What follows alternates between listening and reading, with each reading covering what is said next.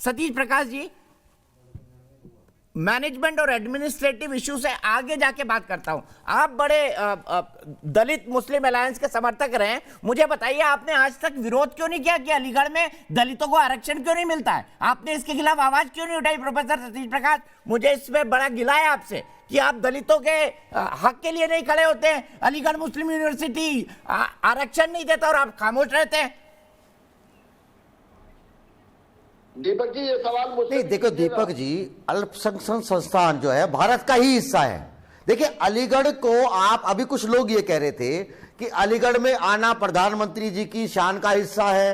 देखिए अलीगढ़ भी भारत का हिस्सा है। मेरे सवाल का जवाब दीजिए ना, भारत के मुझे सिर्फ इतना बता दीजिए, क्या अल्पसंख्यक यूनिवर्सिटी में देश के दलितों को आरक्षण नहीं मिलना चाहिए, हाँ या ना? बता दीजिए इतना।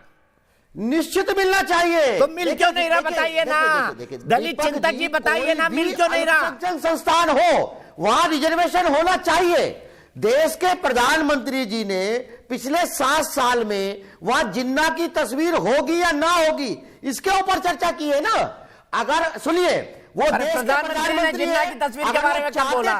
क्यों उल्टा बोल रहे प्रोफेसर सतीश प्रकाश जी? वो भी चर्चा, प्रधानमंत्री ने आज तक एमयू का नाम लिया, जिन्ना की तस्वीर के बारे में बोला कुछ? किसी भी संस्थान का हिस्सा अगर देश के प्रधानमंत्री होते हैं तो उस संस्थान के लिए बहुत बहुत बहुत बड़ी बात होती है। लेकिन हमको यहां यह भी विचार करना चाहिए कि अगर किसी संस्थान के अंदर देश के प्रधानमंत्री उसका मेहमान बनना चाहते हैं, अगर वहां उस संस्थान के अंदर अगर विरोध का स्वर उठ रहा है तो देश के प्रधानमंत्री को सोचना चाहिए।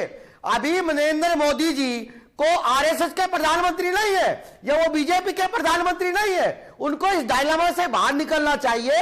वो इस देश के प्रधानमंत्री। सर आपको डायलेमा होगा, लेकिन मुझे लगता है प्रधानमंत्री जी को कोई डायलेमा नहीं है। सतीश प्रकाश जी, ये डायलेमा आपके मन में हो सकता है, प्रधानमंत्री के मन में डायलेमा नहीं है। प्रेम शुक्ला जी, ये डायलेमा सतीश प्रकाश जी के मन में है या किस विचारधारा के मन में है?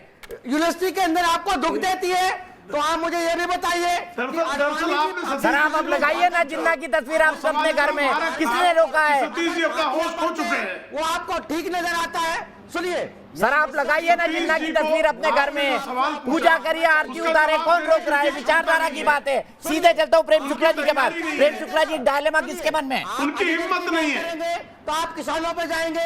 अगर किसान अपनी समस्या, अरे सर दलितों की बात करिए ना, आप दलित चिंतक के एमयू में आरक्षण नहीं बोलता, आपके मुंह में दही जमा हुआ है, आपकी जबान सिली हुई है, एक बार नहीं बोलेंगे कि दलितों को एमयू में आरक्षण मिलना चाहिए। ये कैसी विचारधारा है आपकी? बताइए, क्या दलित चिंतक हुए आप? दलितों के आरक्षण के लिए नहीं बोल सकते आप? इतिहासकार है, उनको तय करे ना। वहाँ उनको जिन्ना की तस्वीर चाहिए या नहीं चाहिए? अगर भारत सरकार चाहे तो किसी जिन्ना पे चले गए आप। दलितों की बात करिए ना सर, जिन्ना को क्यों बीच में ला रहे हैं? दलितों को आरक्षण नहीं मिलता, इसकी मुखालफत तो कर दीजिए, इसकी मुखालफत तो कर दीजिए। सुनिए, अलीगढ़ में फिर ये क्या होता है जय भीम जय मीम? ये क्या होता है? अगर इस भारत में ये क्या होता है जय भीम जय मीम? मुझे बताइए ना, अम्बेडकर जी ने क्या लिखा इसके बारे में आपको भी पता है ना? आप सुनिए, अगर रिजर्वेशन की बात करोगे तो आप मुझे ये बताइए कि इस देश का जो आईआईटी संस्थान है वहां पे आपने कैसे कह दिया कि यहाँ रिजर्वेशन नहीं लगेगा?